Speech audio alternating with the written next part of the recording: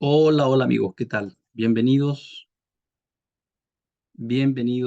una vez más a el comentario de la parashá de esta semana. Esta semana tenemos la energía de la parashá Emor, que significa idiles o habla. Eh, una parashá que nos queda muy bien con los días que estamos viviendo, porque estamos en plena cuenta del Omer, eh, que es una cuenta de elevación. Contamos por 49 días. Y además de eso, también tenemos en Kabbalah tenemos unas meditaciones que nos ayudan a, a ver, a ir como elevando nuestra conciencia paulatinamente a medida que van pasando los días. Estamos estudiando una sefirá de, de las 10 sefirot, y ya sabemos que dentro de una sefirá hay otra sefirá, o sea, hay otro árbol de la vida. Entonces, en realidad, tenemos para comentar toda la vida, en realidad, pero estamos concentrados ahora en 49 puntos de elevación o de conexión con el infinito relacionados con esta cuenta del hombre. Y que esto termina con la fiesta de Shavuot, la fiesta de Matan Torah, la entrega de la Torah. Shavuot significa la semana o semanas, la fiesta de la semana, por eso también se llama esto del Homer, también está relacionado con la fiesta de la semana. Entonces, el, el- lo que venimos estudiando nosotros desde que comenzamos a estudiar la Torá, en realidad, estamos estudiando qué cosas. Estamos estudiando cómo fue creado el universo, cómo hemos sido creados nosotros y cómo funciona el universo. Y cómo funcionamos nosotros como personas.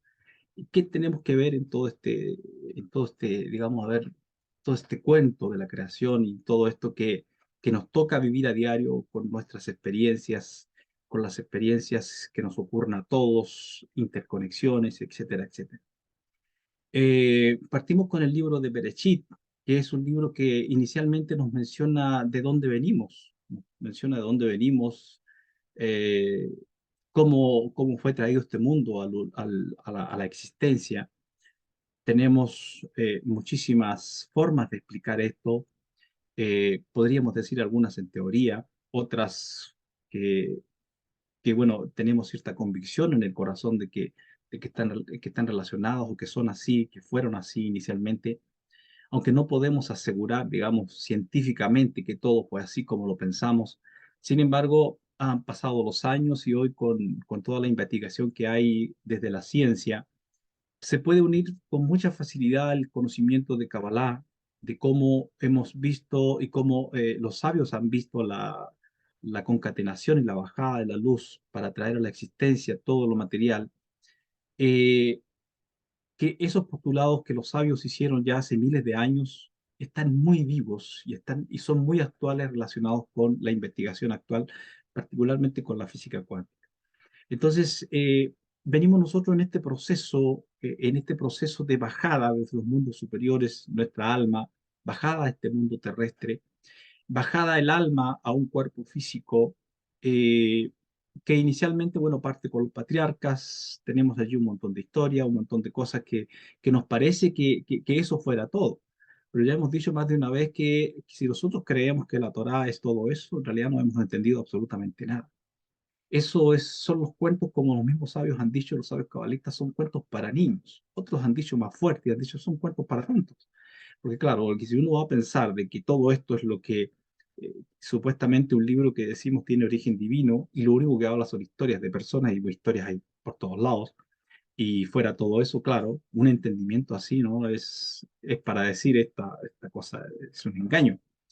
Pero cuando vamos entendiendo más profundamente esto, nos damos cuenta que es un libro que contiene tanta conexión, que nos descubre tal cual somos nosotros, que nos muestra cómo somos, quiénes somos, cómo estamos construidos internamente, eh, por qué nos suceden ciertas cosas en la vida, por qué o para qué nos suceden ciertas cosas en nuestras vidas, por qué tenemos este proceso de nacimiento, crecimiento, desarrollo, y luego, bueno, bajada y nos vamos. Todas esas cosas tienen respuestas en lo que tenemos en los libros de la Torá. Particularmente en el libro de Bereshit, bueno, vimos allí, como dije, cómo iniciamos todo, luego pasamos al libro de Éxodo, el libro de Shemot, libro Nombres, ese es el nombre correcto o el nombre hebreo, digamos, del conocido nombre de Éxodo en Occidente, libro de Éxodo en Occidente, digo, donde tenemos allí la bajada del alma, que está simbolizada en que los hijos de Israel descienden a Egipto.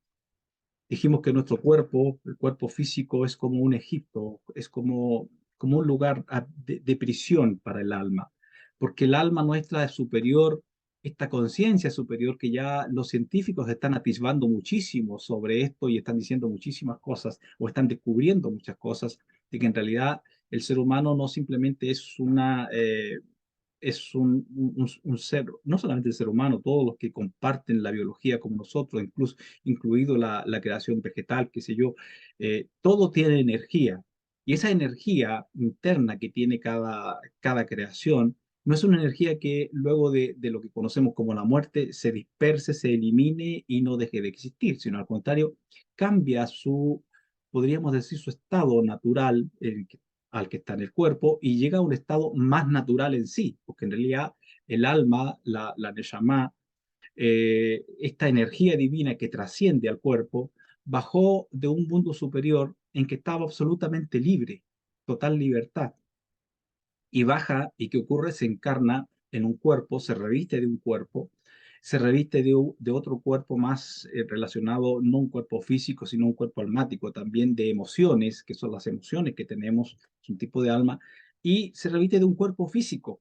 Y el cuerpo físico viene siendo, como ya dije, el que aprisiona, en cierto punto, el que hace que el alma no tenga la misma libertad que tenía cuando estaba en el mundo superior. Esto, claro, es un problema. ¿Por qué razón? Porque el alma tiene que acostumbrarse a vivir en un cuerpo con limitaciones, eh, en un cuerpo en que no puede salir e ir a donde quiere en cualquier momento. Normalmente el alma tiene que esperar hasta que nos durmamos, hasta que estemos en el estado del trance, del dormir, eh, y allí el alma, ¿qué es lo que hace? El alma puede salir del cuerpo, el alma superior me refiero, ¿ah? Porque el nefesh, el alma física que anima el cuerpo, permanece allí dándole vida al cuerpo, provocando que todo su cuerpo funcione, todos sus signos vitales y sus sistemas funcionen.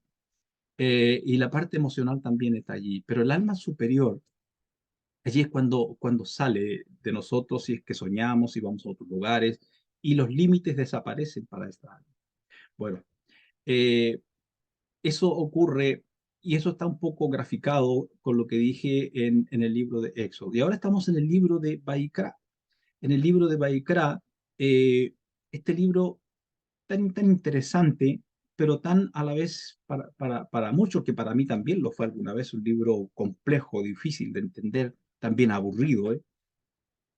Un libro aburrido porque, claro, uno se encuentra con leyes, se encuentra con las formas que el creador quiere que las personas se acerquen a él, con todo un sistema sacerdotal, un sistema de sacrificios que uno no entiende qué pasa, qué es esto, etcétera, etcétera. Y, pero claro, eso pasa ¿por qué razón? Porque uno no entiende, porque uno le falta mucha información. El gran problema que tenemos los seres humanos siempre es eso, es información, falta de información. Las personas que han visto la película, que es una de las películas que yo creo que grafica con con mucha fuerza lo que tiene que ver la fuerza de la información en el ser humano, es la película llamada Lucy, donde ocurre que a una chica, los que vieron la película saben, a esta chica la toman para usarla digamos, como un correo para que ella lleve en su vientre una droga. Y la droga lo que hace es expulsar, digamos, impulsar el conocimiento humano a niveles, pero extremos, a nivel hasta llegar a un punto total, a un punto del 100%. Bueno, la cosa es que ya sabemos lo que ocurre allí, lo que empieza a ocurrir con ella a medida que la droga hace efecto al reventarse algunos de estos cápsulas que llevaba dentro de su vientre. Al reventarse dentro de su cuerpo, su torrente sanguíneo empieza a absorber eso y empieza, ¿qué ocurre con su cuerpo, con su cerebro, que es el órgano receptor de lo que de lo que ocurre a nuestro alrededor. ¿Y qué es lo que ocurre a nuestro alrededor? Está el campo, o lo que llaman algunos el campo, o lo que nosotros llamamos el universo, Dios, el creador. Nos rodea, aunque también está dentro de nosotros, pero hay una energía muy fuerte de él que nos rodea, porque son niveles de energía que el cuerpo humano no está preparado todavía para recibir todos esos niveles de energía del propio creador sobre nosotros. Entonces, los que hay particularmente son tres: Nefesh, Ruach y Neshama. Pero hay dos que son sumamente elevados, que es Hayá y Ejidá. Esos dos niveles no están directamente dentro de nosotros, aunque potencialmente sí lo están, pero no están desarrollados dentro de nosotros. Entonces nos circunda. Es luz circundante que está en nosotros.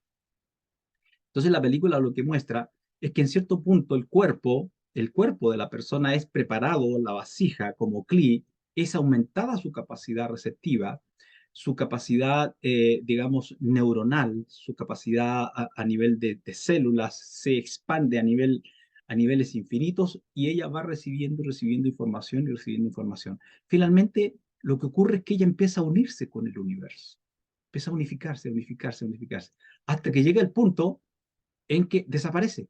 Ese es el final de la película. Desaparece, ¿por qué? Porque es absorbida ¿por qué cosa? Es absorbida por el infinito, por el todo, por esta energía superior que nosotros llamamos el infinito, que contiene todo absolutamente en sí. Todo, todo, todo. Es una sopa homogénea, perfectamente balanceada, perfectamente estructurada. Eh, y entonces, claro, eh, a medida que ella va subiendo su capacidad cognitiva, va viendo las conexiones que hay una cosa entre otra. Eso es lo que quería resaltar de eso. Va observando las conexiones que hay entre una cosa y la otra. Y claro, se empiezan a abrir muchas cosas porque ella empieza a oír mucho, empieza a ver mucho más de lo que ve normalmente. Llega a ver hasta las células de las personas y oye hasta el más mínimo murmullo a grandes distancias. Al final, todo se configura en un solo conocimiento. Bueno, ese es el proyecto y el propósito del creador con el ser humano, ¿eh? El problema es que ya sabemos que si llegamos a ese nivel de conocimiento y de entendimiento, bueno, ¿quién nos pararía? ¿Quién podía parar a un ser humano con todo el conocimiento? Porque logra conectarse con todo y lograría que cada cosa, cada elemento que hay acá en el planeta, en la Tierra, de alguna forma trabajase en su beneficio. El problema es que aquí vamos a volver un poquito al Génesis, que es lo que el creador dijo, que no es bueno que el hombre alcance con su mano el árbol de la vida y viva para siempre. En esta condición, ¿cuál condición? La condición de que había comido del árbol de la ciencia del bien y del mal, y en él se habían mezclado dos conocimientos enormes para los cuales no estaba preparado en su cuerpo, en su constitución física, en su capacidad receptiva como cli, como vasija. Bueno, lo mismo ocurriría ahora, exactamente lo mismo. Por esa razón es que el conocimiento se nos permite ir accediendo a él paulatinamente, paulatinamente. Y fíjense lo que nos está ocurriendo con esto a nosotros ahora. Estamos al borde del exterminio. Es cosa que los gobernantes de los países que tienen la mayor cantidad de bombas se vuelvan locos completamente, empiezan a apretar botones y posiblemente nos exterminamos como raza. Entonces, ¿por qué pasa eso? Porque no tenemos la capacidad de manejar tal conocimiento, tal sabiduría, de manejarlo con una sabiduría más elevada a ese conocimiento. Porque en realidad es un conocimiento, es la arena movediza del conocimiento. Eh, por lo tanto, necesitamos desarrollar en nosotros un cli, un cuerpo, una vasija capaz de ser receptiva de un conocimiento superior al conocimiento que podemos tener aquí y que es el que tenemos noción y uso de razón. Cuando nuestro cuerpo, cuando nuestro ser interno sea revestido de esa capacidad y seamos capaces de alcanzar, y nosotros decimos en Kabbalah, la Torah de Axilut, la Torah de, de un mundo superior, la Torah de la emanación superior, porque ahora tenemos una Torah que nos habla de cómo vivir aquí con las leyes naturales. todo lo que hemos estado estudiando en las clases de Kabbalah, o sea, perdón, de Torah, con algunas chispas de Kabbalah que yo meto por aquí, lo que hemos estado estudiando es una Torah que nos permite, Torah e instrucciones, que nos permite vivir en un mundo como el que estamos, un mundo para el que necesitamos cinco sentidos naturales, para no caernos en un agujero, para no quemarnos, a acercarnos a un incendio. Eh, Ahí están los cinco sentidos naturales. Y hay un montón de leyes, leyes naturales, leyes físicas, leyes de la naturaleza, que están todas en la Torá. Todas están aquí. Entonces, este libro que tenemos aquí, esta Torá que tenemos ahora acá, es la Torá de Briah, es decir, del mundo que está en los mundos superiores que hablamos en Kabbalah, en el mundo de la creación, a contar de cuando partimos hablando del Génesis. Entonces, de ahí para abajo, esta Torá nos trae instrucción, nos fue enviada esta instrucción divinamente que la recibió Moshe en el monte Sinaí, eh, que fue traída por un personaje que llamamos Metatrón, un ser que fue un ser humano y que fue elevado a la condición de ángel. Y nos fue traído toda esta información, ¿para qué? Para vivir en este contexto, en este contexto. Y esta Torá en algún momento va en cierto punto a dejar sus funciones como tal, porque vamos a ir siendo preparados en nuestro ser, en nuestra vasija en nuestro deseo. Quiero que me entiendan eso. Cuando hablo de vasija, hablo, a ver, una vasija puede ser un vaso, una taza, lo que sea, en el sentido literal, pero cuando hablamos de vasija, nosotros como seres humanos estamos hablando del deseo humano. Eso es lo que conocemos con nuestra alma. Nuestra alma es un, es un vacío, es un deseo. Y ese vacío es llenado por la luz. Pero la luz sabe cómo llenarnos. Es como la madre que sabe con qué alimentar a su hijo de acuerdo a la edad que tiene. Si el niño está recién nacido, hasta que empiezan a salir sus dientes, la madre le va a dar pecho. Empezaron a salir sus primeros dientecillos, a asomarse, ya la madre le da relleno, le da otro tipo de comida. ¿Por qué? Porque esa es una señal de que ya puede alimentarse con otras cosas. Pues lo mismo ocurre con nosotros, con los seres humanos. Por ahora se nos da este conocimiento, que es la Torá, como dije, Torá de Briá, Torá de la creación, de cómo funciona este mundo aquí en todos los aspectos.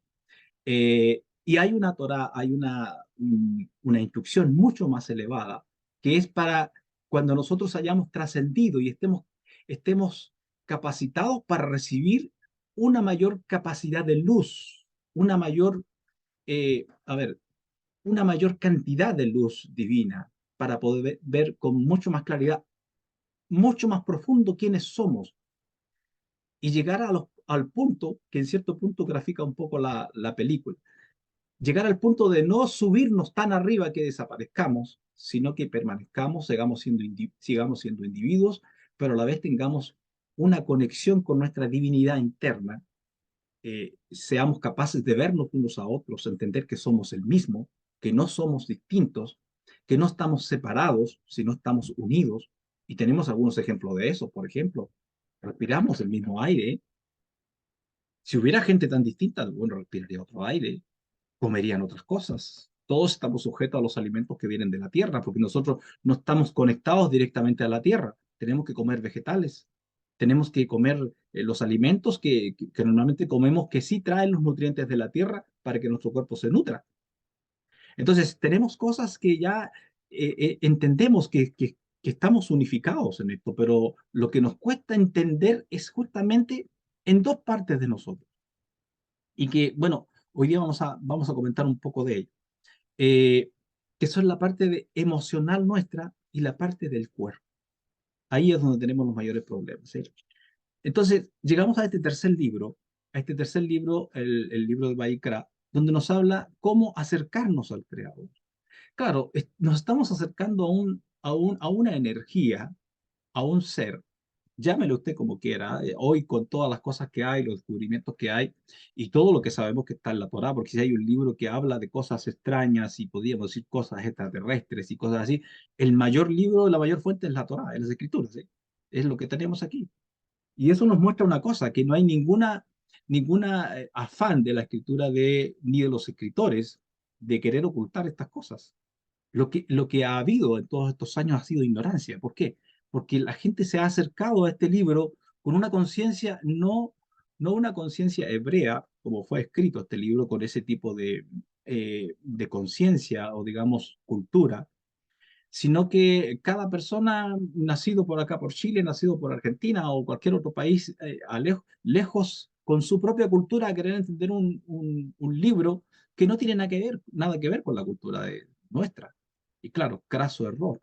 Nos ha demorado, imagínense ustedes ya cuántos años, 3000 años a las culturas que no vienen del pueblo hebreo, poder entender un poco más las escrituras. ¿Cuándo nos hemos ido conectando con ella? Cuando nos hemos acercado a cómo los hebreos, como los sabios hebreos interpretan y entendiendo las claves de interpretación que ellos tienen, entonces cuando hemos empezado a ver un poco más claro, a observar un poco más claro. Y no quiere decir que veamos todo, que veamos mejores que ellos, porque no podemos ir a enseñarle a bailar al trompo, ¿no? No podemos hacer eso. Hay un cuento muy simpático que lo encuentro yo. Se dice que un día los americanos, ellos hicieron un tornillo muy pequeño. Entonces, ellos estaban felices porque habían hecho un tornillo muy pequeño, muy pequeñito. Entonces se lo mandan a los suizos y les mandan un escrito y les dicen, miren, hemos creado el tornillo más pequeño del mundo. Y se lo mandan a los suizos. ¿Qué hacen los suizos? Los suizos se lo mandan de regreso, pero barrenado por el centro y con hilo. ¿Por qué? ¿Cuál es el...? Porque usted sabe quiénes son los suizos, ¿no? Los suizos son los relojeros por, por naturaleza en este mundo. Entonces, ¿qué hacen los otros allá? Claro, los americanos pensaron, no, hicimos el más pequeño del mundo, y los otros no. Ustedes no lo han hecho. Nosotros hemos hecho el barreno más pequeño del mundo y le hacen un agujero por el medio. Entonces, el mensaje es que no podemos enseñarle a bailar al trompo. Eso está muy bien. Bien, entonces, cuando nos encontramos con el libro de Baikra, nos encontramos con que el creador espera ciertas cosas de nosotros, espera ciertos modos, ciertas formas en cómo nos acerquemos, como dije, a esta energía, a este poder, a este ser que nos habla, a este ser que conoce tanto de la naturaleza, eh, y que obviamente nos ayuda muchísimo porque conoce nuestra propia naturaleza, porque eso es lo más extraordinario, no solo conoce de cómo funciona este mundo, sabe cómo funcionamos nosotros perfectamente, todo. Sabe lo que nosotros no sabemos de nosotros. Bueno, y tenemos aquí las disposiciones. Ah, pero para conectar esto, no puedo seguir si no conecto. ¿Cuál es la conexión? Dijimos que el creador, lo dijimos en clases pasadas, dijo al pueblo de Israel, que háganme un tabernáculo, háganme un miscán, una tienda de campaña, y yo habitaré en ustedes. Lo he repetido muchas veces, que ese habitaré en ustedes no es entre ustedes, sino en ustedes. Es decir, el proyecto del creador es no habitar en algo que nosotros hayamos hecho con nuestras manos, un templo, un lugar. Claro, necesitamos lugares para, para congregarnos, que eso todo está bien hacer un lugar para congregarse. Pero ningún lugar para congregarse es capaz digamos, de contener la divinidad allí. Eso lo dijo Salomón cuando hizo el templo, cuando construyó el templo, que era una obra magnífica en todos los sentidos. Él dijo, no existe lugar que te pueda contener, tampoco esto que yo he hecho, refiriéndose al templo. Porque Salomón tenía muy claro que el único punto que puede contener esta energía divina es el corazón del hombre, es la propia vida nuestra, es nuestro propio ser. Entonces, todo el propósito que venimos trayendo y que venimos hablando es prepararnos a nosotros para qué? Para ser el templo del Dios viviente, del infinito. En esta parte que él mismo ha creado. Es como raro todo esto, ¿no? Que él mismo crea un universo infinito y lo saca de él mismo porque no hay otro lugar donde ir a buscar materiales, no existe otra cosa más que el creador, el infinito, y crea todo este mundo que está aquí y luego dice, yo quiero vivir dentro de ustedes. ¿Cómo es esto? Se desdobla, se hace aquí, se hace allá, se hace pequeño.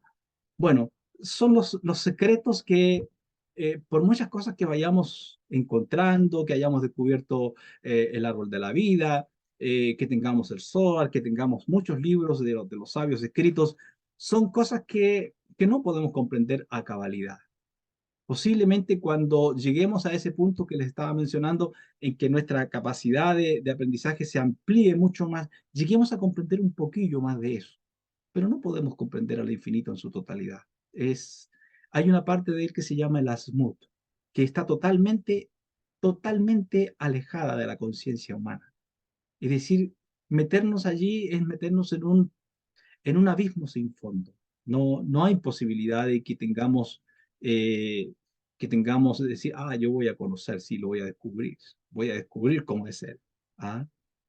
Sé como el hombre cuando va con y está el átomo, y están las partículas, y están los aceleradores de partículas, y luego otro descubrió otra forma que ya el acelerador quedó obsoleto, y el gastadero de dinero con eso, ¿para qué? Alguien descubrió algo mucho más fácil en un laboratorio. Porque en realidad siempre quedamos ahí tirados, jaque mate. Siempre el creador nos hace jaque mate. Siempre, siempre. Porque así es. O sea, no podemos hacer, porque nosotros podemos ser iguales a él en sustancia, en cierto punto, en sustancia, pero nunca en la forma que él tiene. En la forma no es posible ser igual que el creador. Bueno, ¿qué tenemos aquí en la parasha que tenemos hoy día? Las disposiciones acerca de los Kohanim. Los Kohanim eran los sacerdotes, ¿ah? Entre ellos el sumo sacerdote, que ya sabemos que era Aarón, fue el primer sumo sacerdote, y de ahí para adelante, todos por herencia genealógica de Aarón son sacerdotes los hijos de él. Entonces, aquí tenemos muy claro una cosa, ¿eh? Hay un solo sacerdocio real, y tenemos que decirlo. El sacerdocio real fue nombrado por el mismo creador en este sentido a través de la descendencia de Aarón. Cualquier otro sacerdocio no vale. De hecho, en Israel se sabe perfectamente que nadie puede tomar el puesto de un sacerdote. Es que no puede ser porque hay una ordenanza divina y no se puede traspasar esa ordenanza divina. Puede que un Cohen, un sacerdote, lo único que sepa hacer que es el único servicio que se mantiene de la antigua liturgia, hacer la verajá, la Birkat Kohanim, la bendición del sacerdote. Puede que lo único que sepa hacer sea eso y que no sepa nada más de Torah. Y si está en un lugar y si necesita hacer esa bendición, ¿quién la hace? Ese. Aunque esté el sabio más grande de Kabbalah o de lo que sea, esté ahí, no, si hay un Cohen, él lo hace. Aunque, como digo, lo único que sepa hacer es la verajá. ¿Por qué? Porque así está ordenado. Y por él va a fluir la bendición. Por él el shefa divino, por él el hilo divino va a traer la bendición a los que estén allí, y a quien esté en conciencia de Cohen, va a venir la bendición. Porque él está puesto, él es la pieza hecha para esa función. Entonces no va a conducir esa energía, el shefa divino, la provisión divina, no va a conducirse por otros, por el que viene indicado en la Torah. Eso es un dato muy importante de saber. Voy a dar un vistazo a lo que tenemos en la palabra de hoy. Entonces dije las disposiciones de los sacerdotes, el problema que no podían oficiar algunos sacerdotes que tuvieran defectos físicos, ciertos defectos físicos. eh, Estaba la pureza de las ofrendas que debían llevarse, tampoco debían llevarse animales defectuosos. Aquí está eso, no podían ofrecerse animales defectuosos como ofrendas. Tenemos también en el capítulo 23 de Vayikra parte del tema de las festividades. Y aquí parte con Shabbat, luego viene Pesaj. Shabbat, que es una festividad semanal, ¿eh? Todos los sábados es considerada una festividad. Después viene Pesaj, luego viene la ofrenda del Omer, y por eso digo que tenemos una conexión de esta para allá con la cuenta del Omer que estamos haciendo.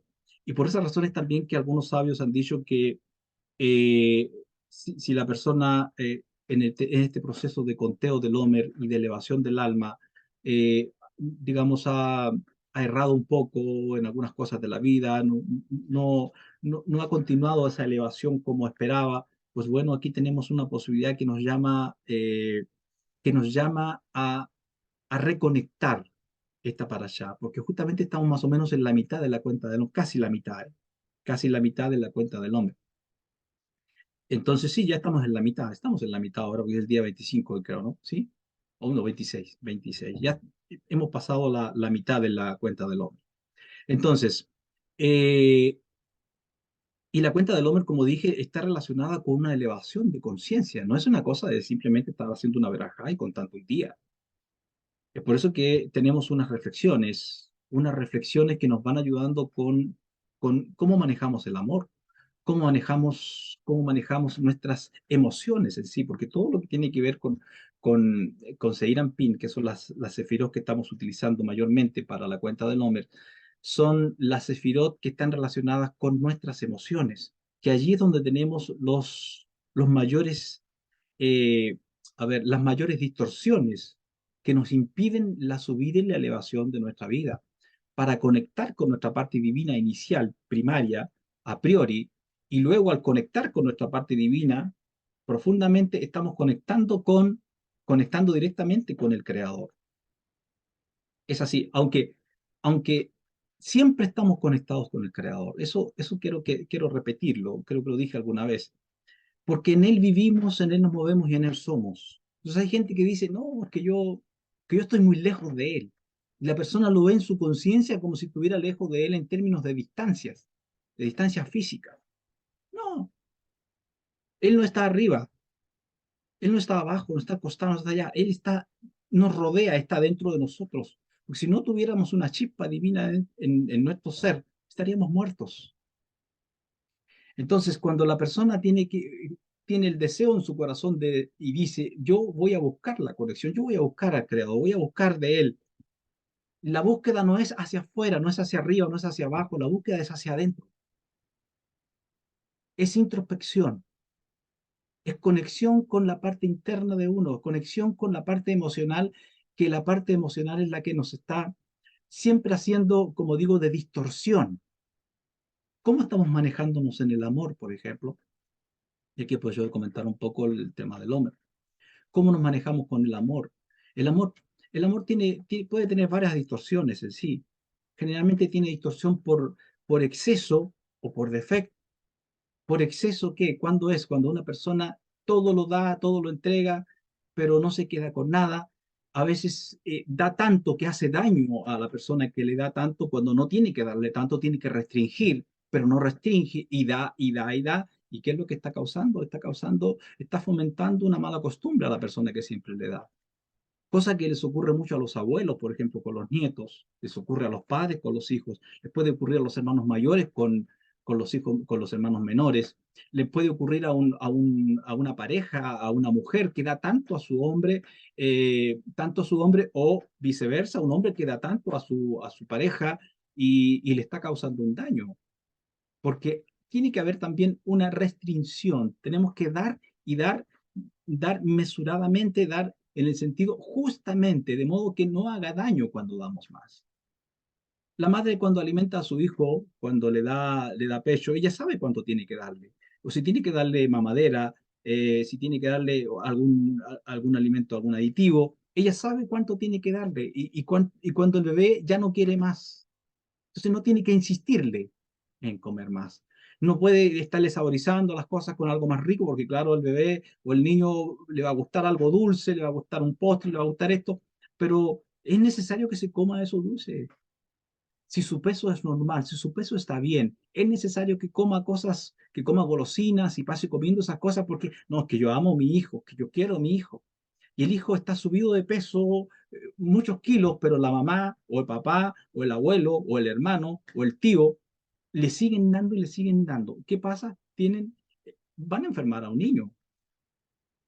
Y estoy trayendo a colación este tema. ¿Por qué razón? Porque tenemos un problema, pero espantoso en nuestros países latinoamericanos.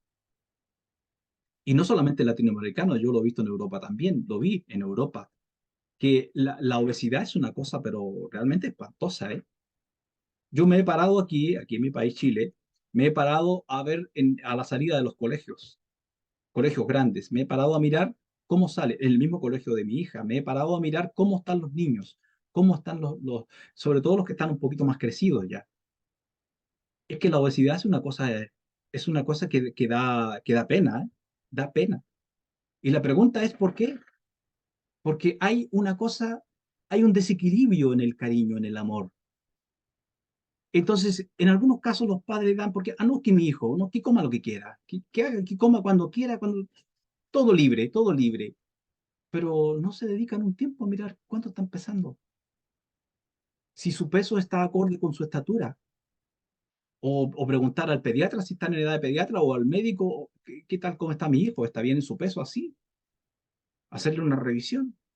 O sea, hay un exceso por un lado y por otro lado hay un descuido, porque no se está poniendo atención, no se está poniendo atención conscientemente. Es decir, hay un amor, por un lado, por exceso, que se da demasiado, y por otro lado, por defecto. ¿Por qué? Porque no se está amando de verdad al hijo y no se está poniendo atención, no se está llevando al médico, no se está preguntando la opinión de alguien que maneje más, o la persona conscientemente, ¿cómo no va a poder saber cuando su hijo está sobrepeso? Eso tenemos que saberlo, ¿eh? Tenemos que saber ese tipo de cosas. No porque a alguien le guste algo, yo le doy, le doy, le doy, le doy hasta que reviente. No, no, no tiene que ser eso, porque ya hay una mala intención, ¿no? Hay una mala intención. No, déjalo comer, déjalo comer, déjala comer, déjala comer, que cuando ya no dé más, cuando le duele la barriga, entonces va a dejar. No, tenemos que evitar esas cosas. ¿Por qué una enfermedad? ¿Por qué tanta diabetes? ¿Por qué tantos problemas de ese tipo ahora? Bueno, también hay muchos problemas emocionales que están relacionados con la enfermedad que acabo de mencionar, pero una de las razones es que aquí hay problemas por todos lados en esto que acabo de decir.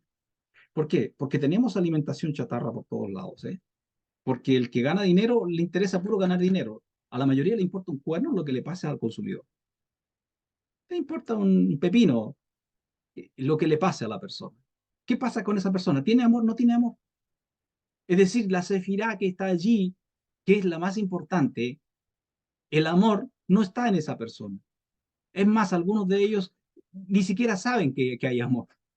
Se han desalmado, han perdido el alma que trae esa capacidad de sentimiento. Entonces, ¿qué pasa? Tenemos, como dije, alimentos chatarra, alimentos llenos de colorantes, llenos de químicos, de preservantes y cosas por el estilo.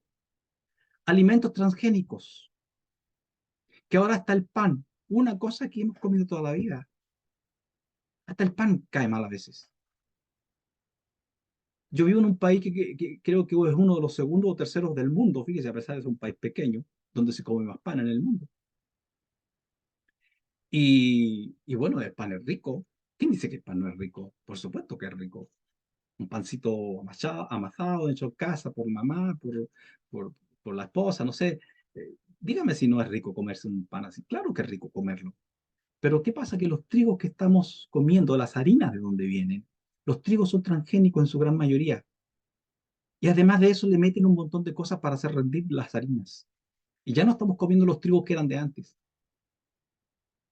Bueno, entonces tenemos que tener mayor ojo con lo que es alimentación.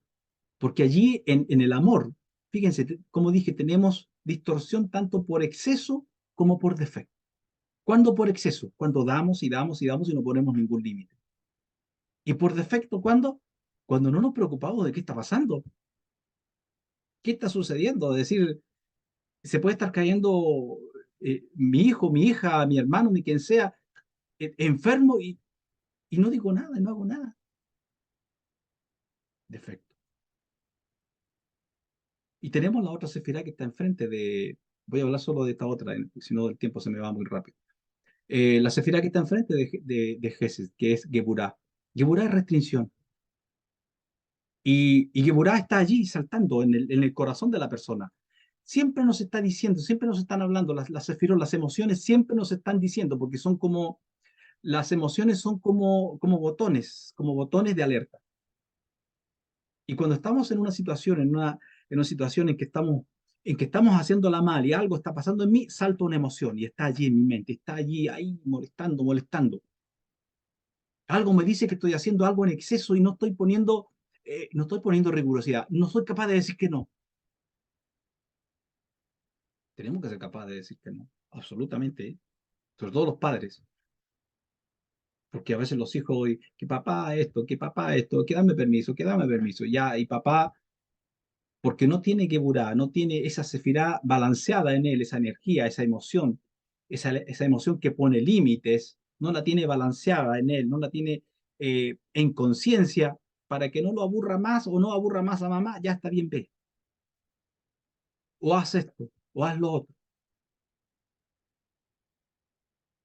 Bueno, eh, la parte emocional nuestra, la parte emocional donde está la Sefirot que estamos trabajando en estos días de la cuenta del Homer, son las energías que nos ayudan a mantenernos balanceados y de esa forma ir creciendo y elevando nuestra conciencia. Porque si no regulamos nuestras emociones, ¿cuál es el resultado? Te dirá, a ver, pero ¿para qué vamos a jugar a eso? ¿Para qué vamos a jugar a las emociones y que las regulamos y que esto y que lo otro y bla, bla, bla? No es simplemente un juego, lo puede tomar como un juego usted, porque qué rico es jugar con la vida, ¿eh? Maravilloso, yo a mí me encanta jugar con la vida, me encanta ser un niño con bigote, me encanta. Y yo digo, los cinco viajeros que van en el camino de la vida, para mí hay cinco. Está el niño, no voy a hablar del niño de pecho, hablo del niño ya que está caminando un poco, ¿no? Está el niño, después está el adolescente, luego está el joven, luego está el adulto ya conciencia, el que tiene 40 años ya, ya pasó los 40. Y luego después de él, ¿quién está? El anciano. Son cinco personajes que caminan juntos. El niño es el regalón de todos, es el que los hace reír a todos. Y uno conversa con estos personajes, uno habla con ellos, porque a mí me pasa, ¿eh? Yo hablo con ellos, hablo mucho juego con el niño, por eso digo, me encanta ser un niño con bigote, juego con él, hago las cosas de la vida como si fueran un juego, y qué rico se sienten, qué rico se sienten. Y cuando me pongo grave, ¿qué es lo que hago? Pego la mirada al niño, que él está muerto de la risa siempre, jugando una cosa con la otra, y habla solo, y canta solo, y su mundo, y va avanzando, y va avanzando. Cuando necesito mucha energía y mucha fuerza, pues voy con el joven. Oye, necesito fuerza para esto, energía. Así que ayúdame. Y cuando necesito un consejo de algo, cómo voy en algún negocio que quiero hacer, alguna cosa, como aquí le pregunto al adulto que ya ha pasado por esas cosas. Oye, mira esto, vamos a hacer esto, ¿qué te parece? ¿Me apoyas? ¿Estoy bien en lo que estoy pensando? Me dice, no, estás mal. Bueno, a veces me molesta también. Y cuando uno necesita más profundidad, bueno, va con el anciano. ¿Ustedes creen que hay que esperar hasta ser viejo para tener el anciano dentro? ¿Para consultarlo? Señores, tenemos una Neshama dentro que pueda ir a cualquier lado. Usémosla. Usted puede ir a cualquier parte de su mundo, de su vida interna, si sabe hacerlo, si aprende a hacerlo. ¿Cómo voy a mi anciano que está en el futuro? Cómo lo traigo acá? ¿Cómo él viene a mí? ¿Sabe por qué? Porque estamos en la misma dimensión. Y yo solo tengo que captarlo con mi mente, con mi conciencia. Él está ahí. No hay diferencia y no hay distancia entre el niño y el anciano, entre el niño y el joven, entre el niño y el adolescente, entre el niño y el hombre maduro. No hay distancias, no existen distancias. Entonces, todas estas cosas que estamos diciendo, que hablamos del Homer, que esto, que Burá de esto, que Tiferes de esto, que Tiferes del otro, que esto, que allá, pues todo tiene una razón de ser. ¿Para qué? Para que esta configuración emocional dentro de uno, donde llevamos estos cinco personajes allí, donde llevamos todas estas energías que he estado mencionando, eh, pues se ajusten, porque de estas energías depende después que ellas bajen a nuestro diario vivir, a nuestra manifestación. Entonces la persona después, como no hace nada con su vida, dice, ¿por qué me va mal en la vida? ¿Por qué todo me sale mal? Todo mal, siempre esto, siempre lo mismo. ¿Sabe por qué?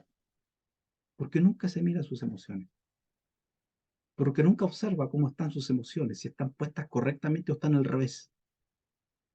Entonces, cuando llegue el momento que usted necesita la manifestación de eso, ¿qué le manifiesta? Lo que usted hace siempre. Si usted repite siempre las mismas cosas, siempre va a tener los mismos resultados.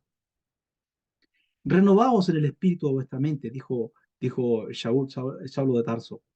Renovaos en el espíritu de vuestra mente. para entender qué es lo bueno, qué es lo mejor, qué es lo perfecto. Entonces, cuando habla de espíritu, habla de ruaj, y ruaj está conectado directamente con las emociones, con las emociones. Entonces, usted y yo empezamos a trabajar en nuestras emociones, trabajamos el amor, trabajamos la rigurosidad, trabajamos, trabajamos el amor a sí mismo, difere. Me amo, me quiero, me respeto. Pues si no me amo a mí, no puedo amar a otros. Y si no amo a otros, voy a estar chocando con todo el mundo. No voy a tener amor, no me puedo amar a mí. No estoy entendiendo la vida como la hizo el Creador, como quiere que entremos en la vida. O sea, la vida nos va a responder ¿qué? De acuerdo a lo que nosotros llevamos en nuestra conciencia. Entonces, si queremos tener mejores días, si queremos que nuestra vida cambie para bien, si yo quiero, si yo quiero que la vida me sorprenda, que la vida me sonría, si yo quiero, por ejemplo, aquí en lo que estamos estudiando ahora en la Torá, que mi trabajo como sacerdote, porque todos podemos ser sacerdotes, no, claro, del sacerdocio de Aarón, obviamente, pero ser sacerdote de nuestra vida, y nuestra vida acercarla a quién, al Creador. Tenemos que aprender el oficio de acercamiento hacia Él. Tenemos que entender que las cosas no son como yo quiero, porque la persona dice a veces, yo creo en Dios a mi manera. Pues bien, no te quejes de los resultados que luego tienes a tu manera, porque la vida va a responder de acuerdo a lo que el Creador sabe mucho más que nosotros sobre cómo funciona este mundo. ¿Qué dije hace un rato? Que la Torá, ¿qué es lo que era? Es el manual de cómo funciona este mundo. Y yo no he hablado en todo este rato, no he hablado de nada más de cómo funciona este mundo y cómo funcionamos nosotros. Y cómo podemos tener mejores resultados en nuestro funcionamiento.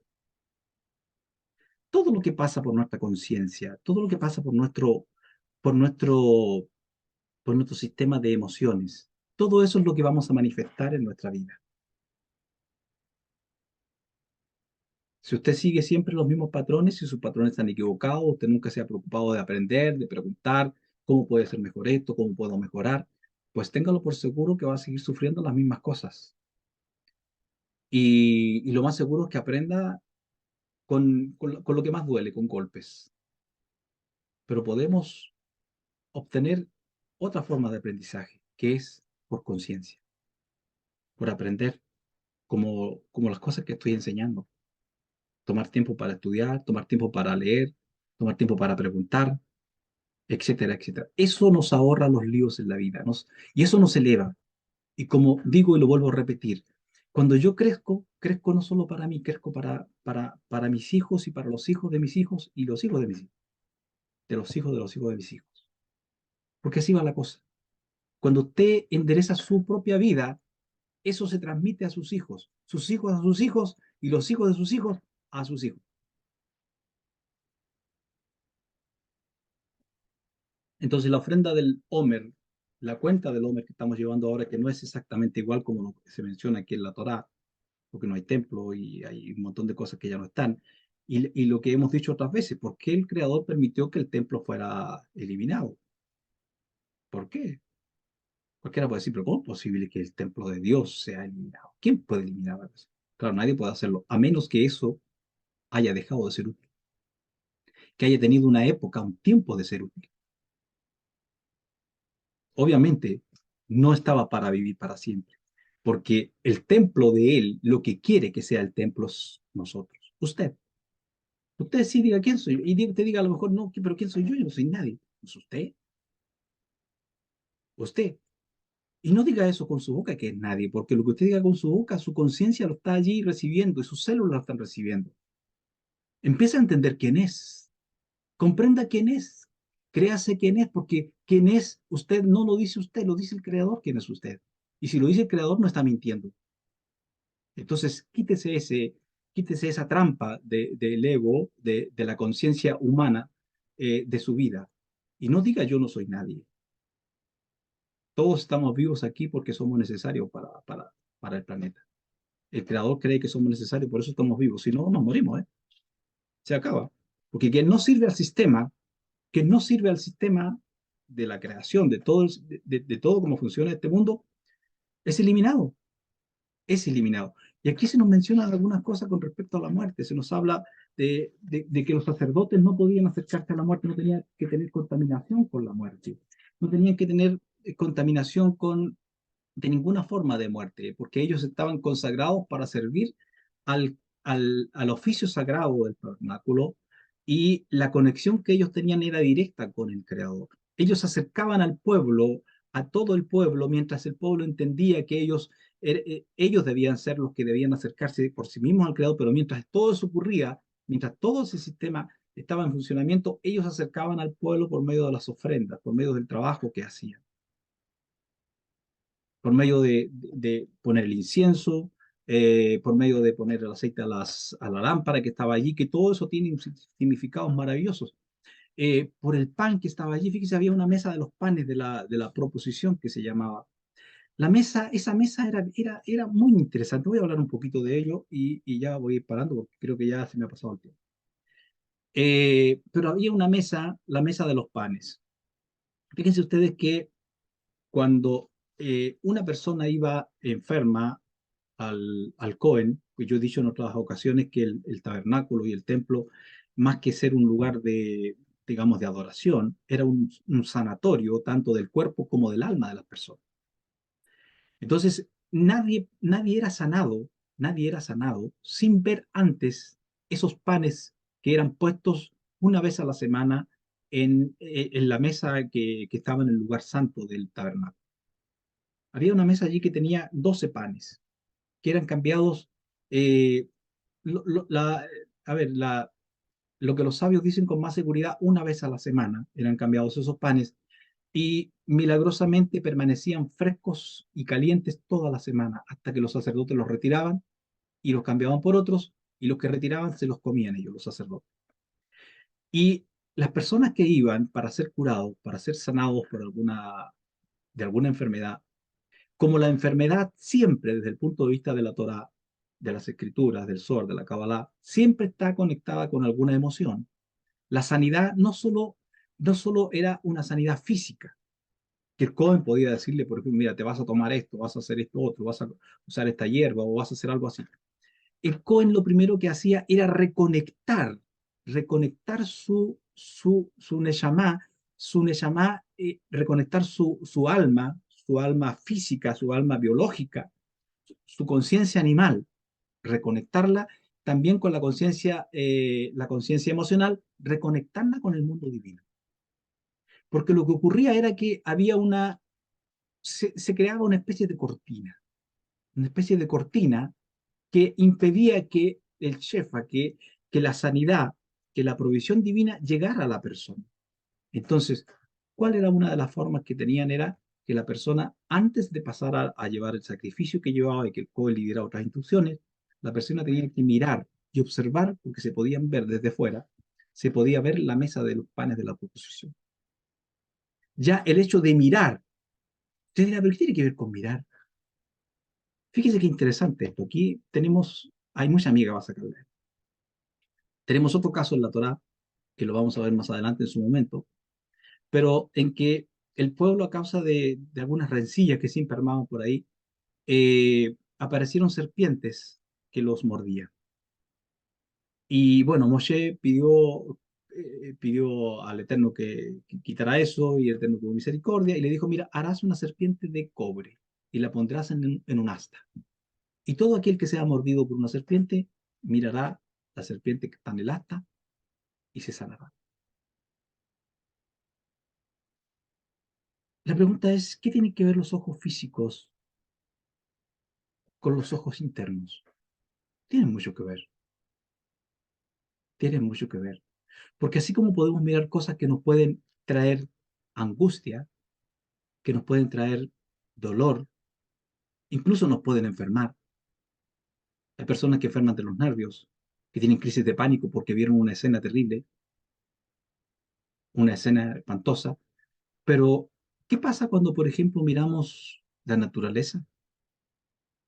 Cuando miramos la belleza de lo natural, algo que nos encanta, miramos una flor, miramos, no sé, un ave, ¿qué es lo que pasa internamente?